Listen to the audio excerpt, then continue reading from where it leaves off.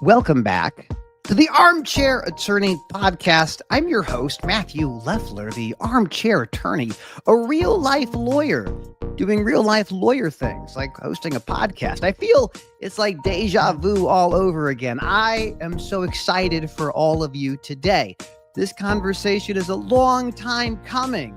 Shannon Breen, co-CEO and co-founder of FreightVana, one of the fastest growing third-party logistic companies in the United States. But they're making some big news. They're making some big moves.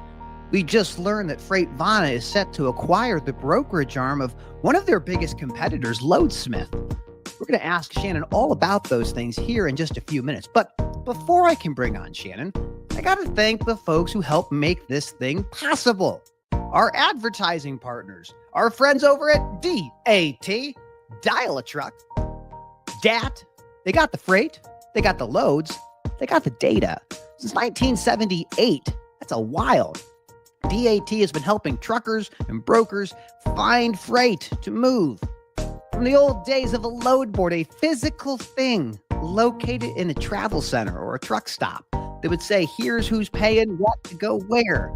It wasn't an easy business. It's never been an easy business.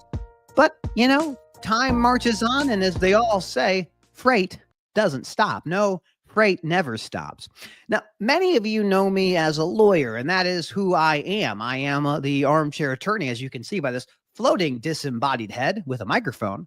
But before I was the armchair attorney, I was a trailer guy. My father was a guy at Roadway back in 1976 in maintenance, and he started his own maintenance company in the very early 90s, 1991 to be precise. And his company fixed and repaired commercial vehicles. And I was general counsel for Outsourced Fleet Services for about 6 years. I was also a VP of sales. I did a lot of business development. And I got to be honest, I love trailers. I love trailers. I think trailers are the most interesting asset class in the supply chain. Those beautiful boxes, 53-foot with swing doors, maybe a 28-foot pup with a roll-up door. Have you thought about those chassis and containers? Those, my friend, are trailers too.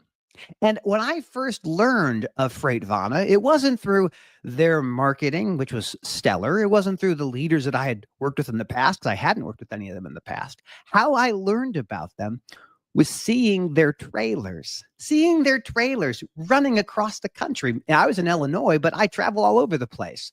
And seeing those trailers got me thinking, who is this company? And they made trailers interesting. They made them compelling. Gone are the days of a disconnected 53-foot van with swing doors. These are part of the Internet of Things. And Shannon saw the value of trailers early on with his career at Knight Swift. And as he grew into this world, he realized he could make it better. And he made FreightVana during that pandemic we've heard so much about, I think. It seems to be in the news a little bit. And he's grown that company for years now. And now we're watching him unfold this pathway to inorganic growth, the acquisition of a company, merging teams, partnerships. It's phenomenal, very interesting. And so when I saw the announcement, I knew I had to get my friend on the podcast. So without further ado, here's my good friend, and I hope your friend, Shannon Breen. Shannon, how are you? What's up, Mr. Matt? Thanks for having me. It's been way too long. It's great to finally connect with you. I mean, how have you been? What's new and exciting? What's not happening here? I mean, look, everybody, you get used to this business. I get friends that really don't understand. It's peak season. So this will be one of our busier weeks of the year. On top of that, you mentioned, I heard your kind of intro there, right? Obviously big news for us over the last few weeks, all the preparation for that. So we're neck deep in that and working with those teammates. And we'll talk about that a little bit more. And man, just despite all the challenges over the last 3.5 years, just really excited about 25 and what we're building here and kind of chasing that dream down with a really amazing team, man. So it's a blessing. This is crazy. I mean, you are drinking from the fire hose, literally, as we talk about peak season. So I first learned of peak season when I worked at KB Toys as an assistant store manager, and we would get one truck a month during the summer, and then it'd be like one truck every 2 weeks, and then it eventually became one truck a day. And it was after Thanksgiving all the way through Christmas, it was a truck a day, and you're just ripping boxes. So when did you learn about peak season? How did you get involved in that world? Well, based on my prior career, you learn about it pretty quick, right? Especially if you got a retail presence, which my last establishment did in large quantities. It's just that's when everybody buys stuff, man. So the ramp up, certainly, obviously, you mentioned a little bit about COVID, but that's just one level of chaos. Like peak season every year. I mean, look, it's trucking is all predicated on consumption and need, and so in this season when everybody's buying, like everybody needs to move things, and so that 5, 6, 7 week run has always been just pure and utter chaos. So I have friends that are, winding down and think I'm gonna take a lot of time off the last 2 weeks of the year. I'm like, that's never really been a thing. That's right. Those are the busy days. We talk about that in the first quarter. If you're in most trucking logistics jobs, that's a first quarter conversation, not a fourth quarter conversation. So in the midst of this incredible peak season, as we have every year, some level of chaos that goes with it, you go out there and you acquire this business, or you're in the process of acquiring Loadsmith. Now, the question I have for you is that both of you guys were in the space of what we call power only, the idea of having the availability for small motor carriers to have drop and hook capability. So can you talk a little bit about what is power only, and why does this acquisition of Loadsmith make so much sense for you and your team? Yeah, let's go back to maybe the Genesis story, right? I got a chance to kind of stand up this business unit post-acquisition when Knight did the merger of common equals. You love the legal term, so there's one for I love it. Merger of common equals at Knight Swift. But when we did that, there was a lot of extra trailers. We really fundamentally created the power-only division there from the ground up, built an entire team out, learned a ton. And so part of that was I always had this idea as we thought about building FreightVana of like, what if that was a standalone business? What would be the benefits decoupled from the largest truckload carrier, one of the larger truckload carriers in the country? How is it differentiated? How could it support the ecosystem of both the carriers and the shippers in a unique way? And so it just became almost like an obsession of like, hey, I think there's many opportunities to build it differently. Running trailer pools is not a new thing. There's, you love the trailers. There's over 5 million of them probably in the US. So like trailers aren't unique, but I think the delivery system, the efficiency, the security, the optimization, the partnerships with trailers becomes the really unique differentiation that we're building here. And then going back to the Loadsmith thing, they had also been kind of on a similar path. Brett and I share common backgrounds, right? That's right, both Knight Swift. Yeah, he worked longer than I did, probably double, right? Oh, and wow. So when he started Loadsmith back in 2019, and he's grown into having some of those similar ambitions. And as he and his team transitioned to more of like a technology-based company with some of the products and pieces that then are, kind of connecting, he had this really strong cultivated network of trailers and customers. Yeah. And I'd say more importantly, this amazing team operating it. So we had the opportunity when Brett reached out to bring those two together. It didn't take very long for all of us to realize it was good for all parties involved. And so we quickly moved from conversating to like, all right, how do we make it work? And it's been a really, really, really good process. A lot of chaos as you try to do that in short order, but really, really fruitful for all teams. And we're really excited from a team perspective and a business perspective of what that means for us when we head into next year and beyond.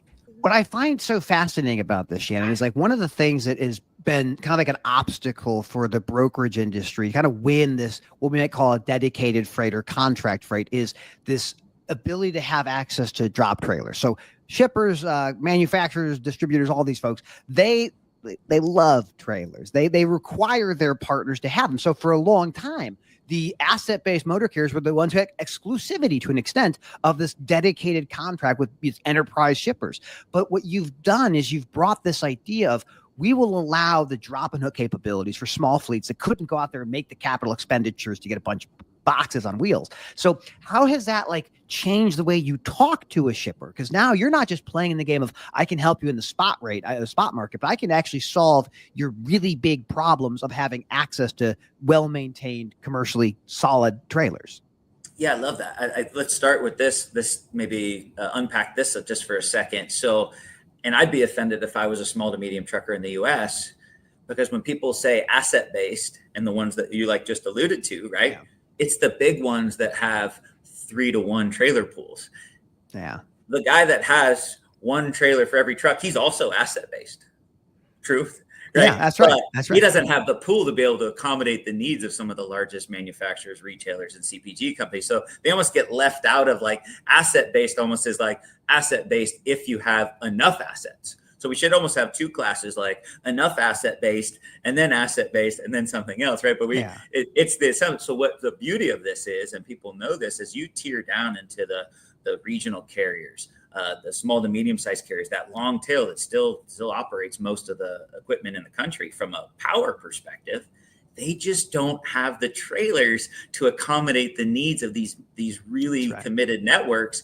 And so by producing the trailers in the way we do, the tech packages, the security, and all of the vetting process, we unlock, we like to say here, Matt, like almost the best of both worlds, right? You're giving them the asset flexibility and optionality of the largest carriers in the country that they typically have always dominated certain markets. Yeah. And then you're introducing the smaller guy who, one, probably not going to get onboarded directly from that shipper anyway, based on, look, they're undermanned, they're undergunned, they're under-systematized, most of them, right? They don't want to manage the long tail, hence the reason they use 3PLs to do that.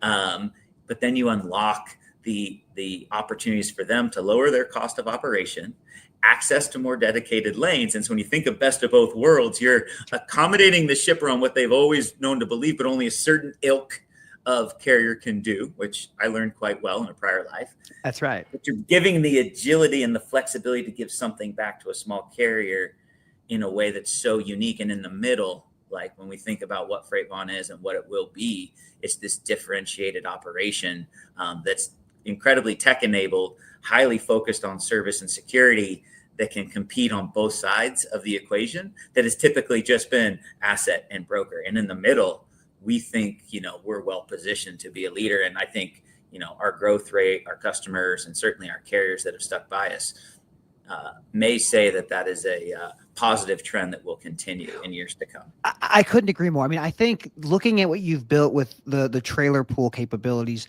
as an unlock is one interesting way to look at it. I see it as a catalyst that enables so much rapid growth, because for the motor carriers out there, they all they desire the ability to have the drop and hook capabilities. The most efficient way to move freight in the trucking industry is drop and hook. You bring a box, you drop a box, you grab a box, you get moving, and you're not sitting there doing live loads and all of this. So it's interesting to see how you've gone to market this way, but it's not like it's never been done before. There's other people who do it. So what sets what you're doing apart on the trailer side versus your the other brokerages who've built up pools over the years? Yeah, I love that. And look, we didn't pioneer power only. I think there's a lot of brands that have gone out to market saying that they're pioneering something. Like the amalgamation of the tools, but I'd say what makes it different, and you think about it for carriers, look at through the eyes of if you have, a lot of these large scale power only offerings at an asset-based company. Well, now take into account the fact that there's a market declination that we've had over, I don't even know how many months I choose to stop counting. It's been a couple minutes. What happens is their priority is that their asset fleets run.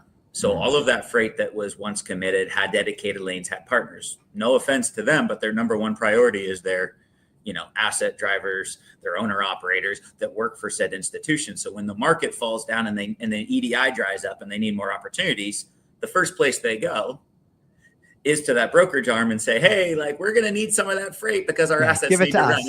And so that becomes, I use this analogy all the time. I don't know if I've ever even shared it socially, but my last career, if you told me to like identify it, was like building sandcastles too close to the ocean. Yeah, that makes sense. And what doesn't work about that is it's really hard to like stack and grow and build, because every time there's a market drop off, the ocean pulls out with it relationships, pulls out continuity, and then you have to rebuild, and then you have to rebuild. And so I was intoxicated by this idea at FreightVana of like, the market's going to be hard. It's going to be pulling. It's going to be challenging.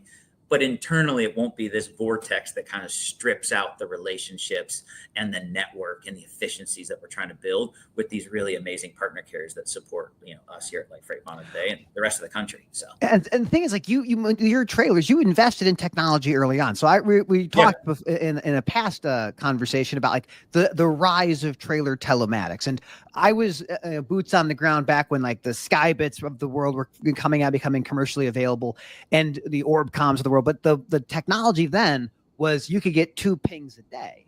And it was like magic. It was like magic. Like, oh, you can tell me where my trailer is twice a day. But today, it is a constant communication. Talk a little bit about the type of technology that allows your trailers to be some of the most visible trailers in the industry. Yeah, talk about technology and what it really means, right, for our end user. So you mentioned 2 pings a day. Well, ours get pings every 15 minutes. There you go. The other thing that I would really keen in on here, which is special and why our, from a differentiation and a value perspective that our shippers see, specifically when it comes to tracking, ETAs, and that information, I would talk about uptime.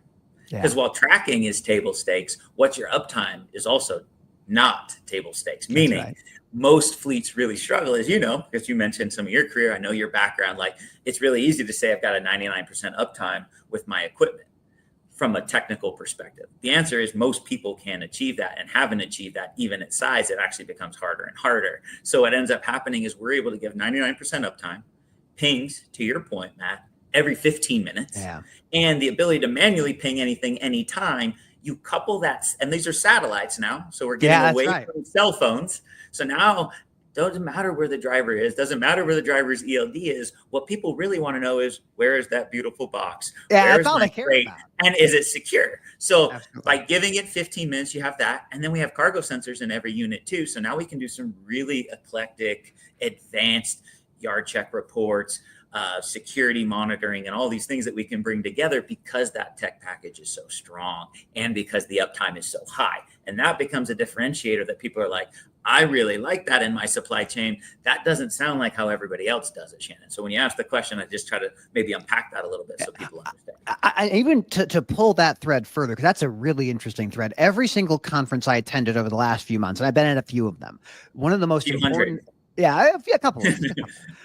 Most of what people were talking about was cargo theft and freight fraud. And I have been a long proponent that one of the ways, not the only, but one of the best ways to attack that issue is with connected trailers. If you are worried about where your freight is and you're relying on the driver's cell phone or maybe their ELD or whatever else, there's some level of ambiguity. But with the trailer, that is there. Like, that is a thing. Unless you're cutting and removing that, which is, again, some people might do that, but it's one of the best ways for a shipper, if they're making sure they want to avoid fraud and theft, strategic theft, that is, versus the opportunistic threat.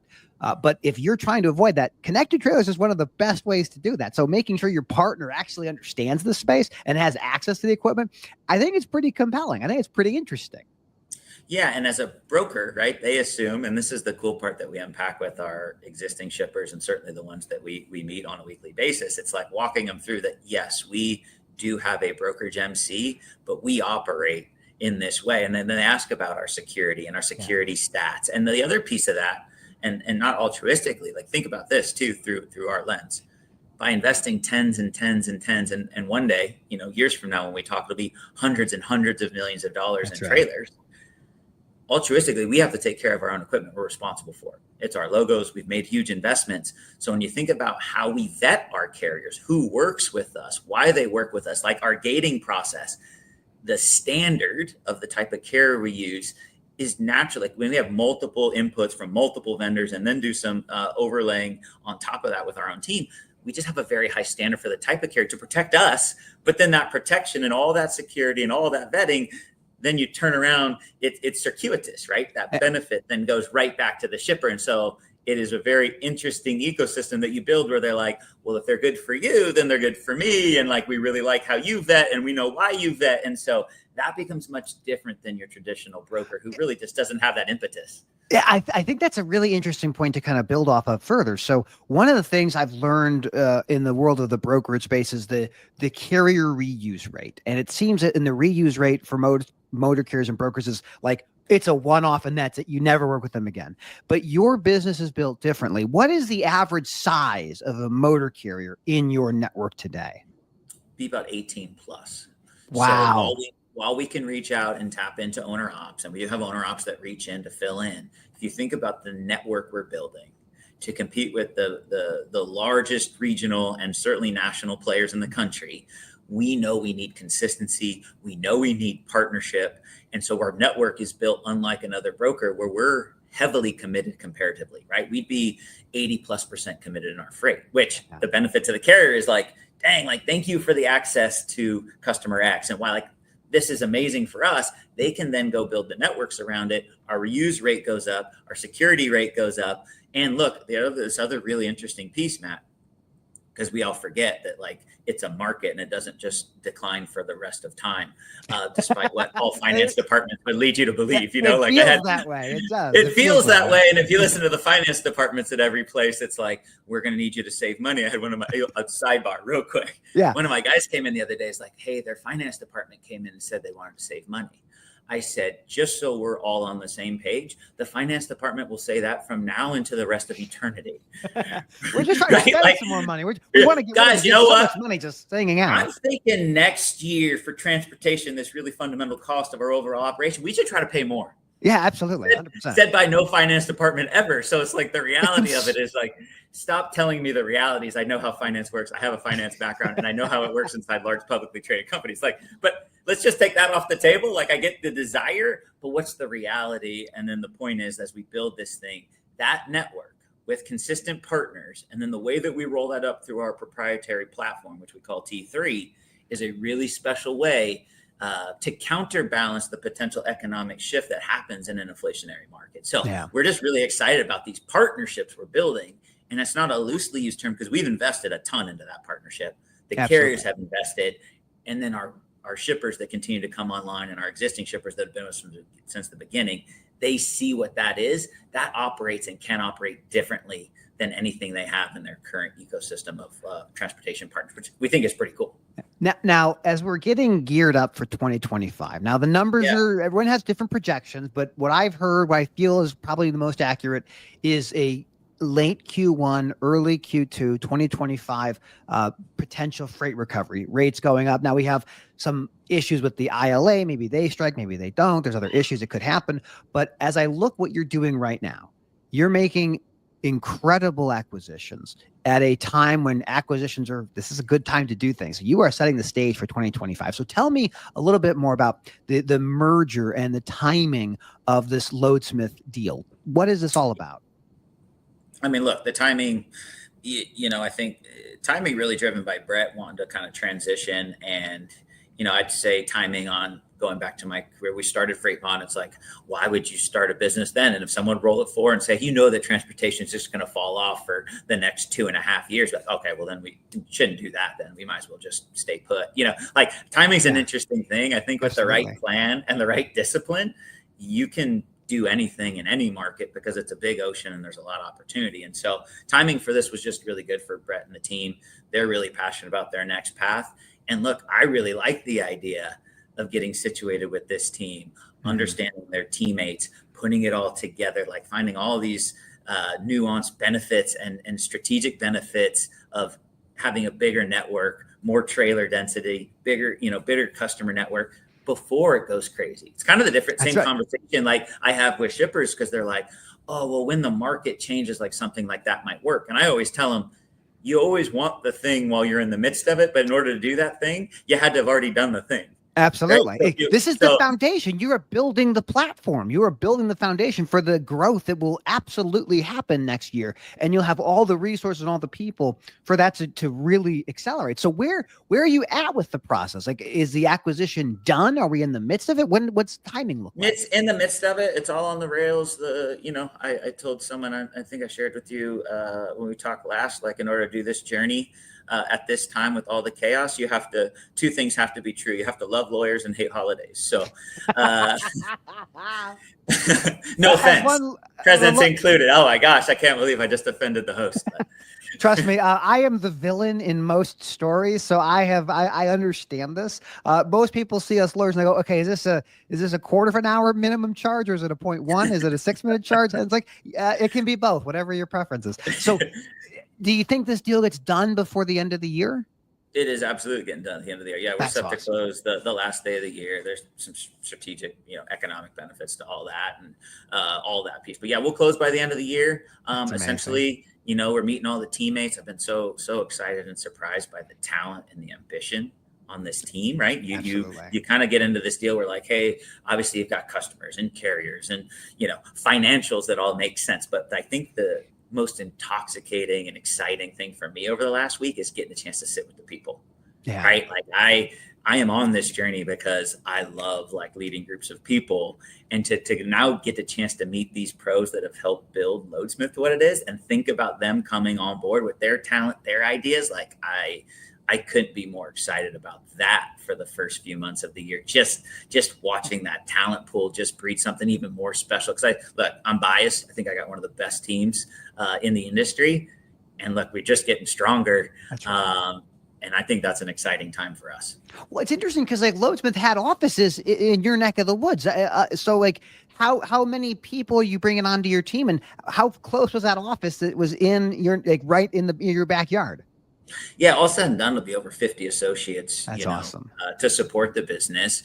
Their Phoenix Operations Center, I can't hit a driver that far, but it's 2 blocks, so it's not far, which makes it really easy for going to visit and get a chance to meet them. So it's not a big, huge lift for those folks. And so we're excited about kind of assimilating those two groups, and we're all going to, come together here at the FreightVana HQ That's amazing. As one here in a few weeks. So that's incredible. So you have a merger, you have peak season, you have all these other things happening. Do you suspect you might take an hour or two of vacation, or is that really kind of off the table for the remainder of the year? No, it's definitely not off the table because I'm married and trying to stay married. So,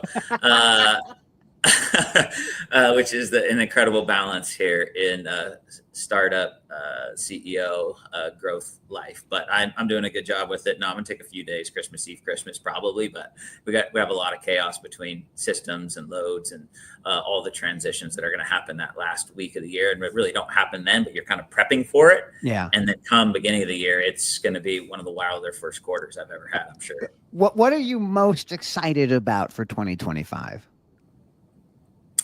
I think for us, like what I hope, and you asked the question about markets, Matt, is I want to find equilibrium. And on off the record, a lot of my best shipping partners would tell you they even want equilibrium because they realize where it sits today puts them in a precarious spot of clearly they got to deliver the goods, but if it shifts, and look, I'll be honest, the challenge with this market when spot markets are so below contract rates, it doesn't value appropriately the investments in assets and service and strategy. And so what I'm most excited about, in addition to building this brand and team, is the fact that can we find equilibrium where now it's not a haven of savings, but when spot markets are this, guess what? There's a flight to consistency. There's a flight to value, and there's a value put on that equipment of those people out there investing or doing different things. And so I'm excited to kind of participate in a supply chain that gets back to that sense of equilibrium, because I think that is a healthier spot to be for all, including the small carriers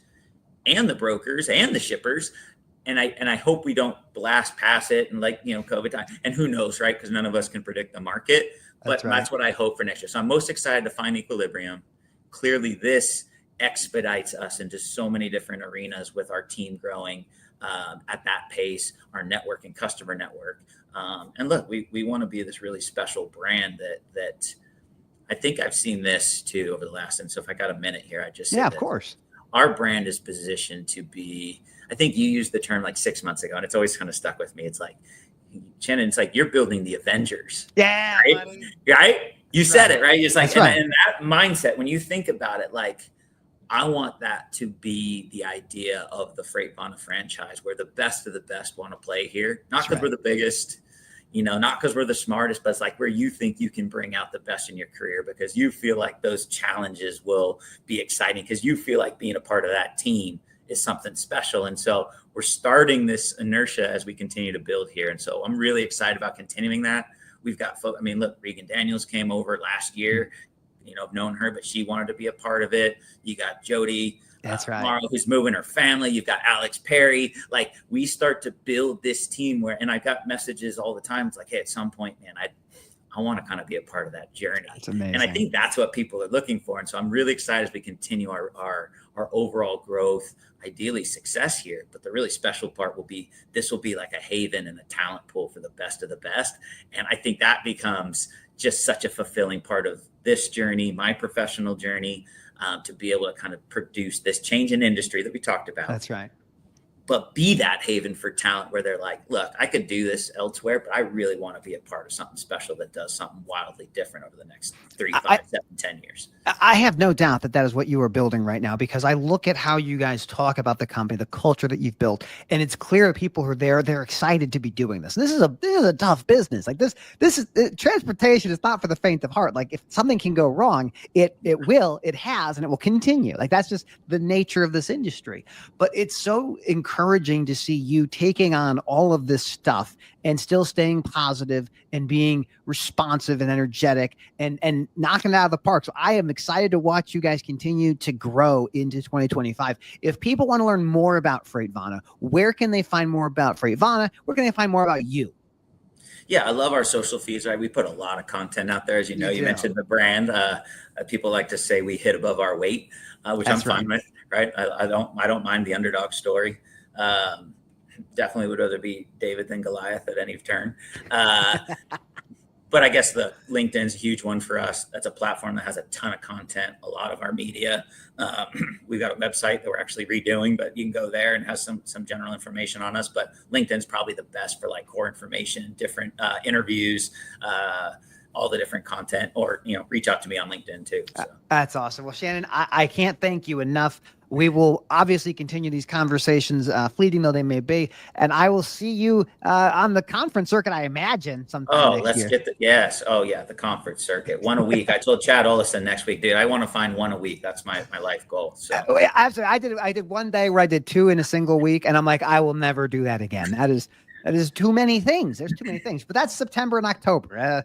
Springtime is the next one. But Shannon, thank you so much for joining us. I appreciate you as always. I got to say a little outro, but again, I really appreciate making time to talk today about all this stuff you have going on. I'm such a huge fan, my friend. Appreciate the support, man. A lot of gratitude for folks like you that kind of been there along the way with your energy and your passion for your industry, man. So I just want to say thanks to you and some special people that have supported this journey. So I appreciate that, man. You did something that no one else could do. You made trailers sexy and interesting. I mean, that is something like I've been trying that for years. And people are like, man, why do you like boxes so much? Like, that's all the things. But you guys have done a phenomenal job. So thank you as always, my friend. I will catch you later. That's it, everybody. That's the end of the show.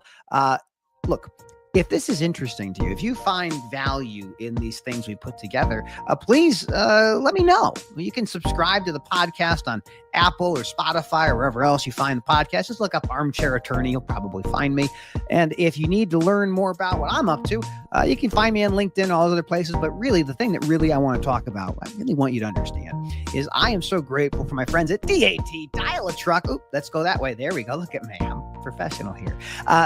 If you are looking to learn more about that, I have links in the comments of the podcast. You can save yourself 10% for 12 months on DAT products if you're not already a customer. New customers only. I don't know. That's what they tell me. But thank you for the DAT team since 1978, helping truckers and brokers and shippers better understand the movement of freight in the United States. Most important job in the country, one of the most dangerous jobs in the country. Safely delivering freight on time and undamaged is not easy, even under the best circumstances. Thank you for tuning in, and then